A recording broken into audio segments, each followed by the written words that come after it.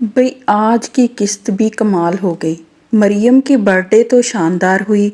मरियम के हाथ से नाजो और उसकी माँ ने ना चाहते हुए भी बर्थडे केक खाया।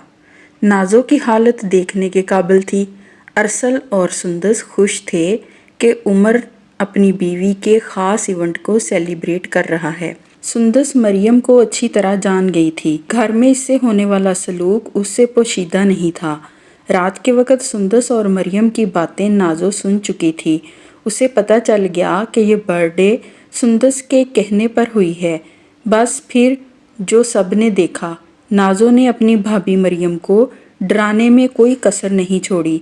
पहले तो उसने उमर पर सुंदस के नाम का इल्ज़ाम लगाया कि उमर की तवज्जो सुंदस की तरफ हुई जा रही है। मरियम के टोकने पर नाजो ने गिलास दे मारा। नाजो का ये बहुत ही जारहाना सलूक था और मरियम इससे बहुत डर गई, क्योंकि वो जानती है कि ये ड्रामा ये किसी पर भी डाल सकती है। व्यूअर्स, इस ड्रामे की मैं बहुत तारीफ़ करूँगी।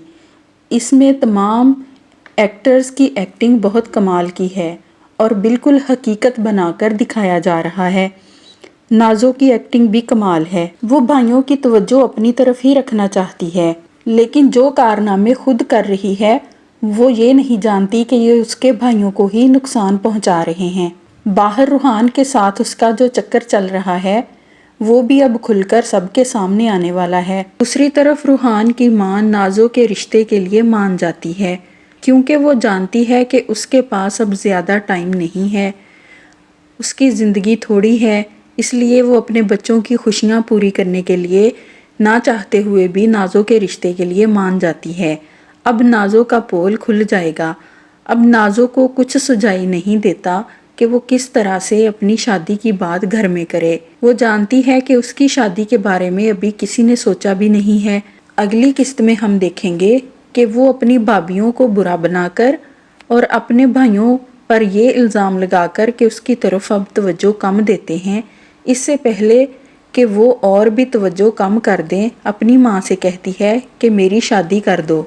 हम देखेंगे कि घर में कोई भी बात होती है वो अपनी माँ को खूब उकसाती है।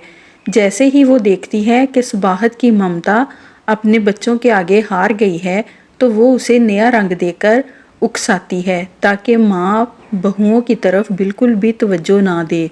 लेकिन वो ये नहीं जानती कि उसकी यही साजिशें उसी के खिलाफ जाएंगी, उसी को नीचा दिखाएंगी। सारे उससे नफरत करने लगेंगे, सबकी नज़रों में गिर जाएगी। इसके तमाम पोल खुल जाएंगे, क्योंकि सुंदस उसकी हरकतों को देखती जाएगी और सबको बताती जाएगी और अरसल सुंदस ही का साथ देगा।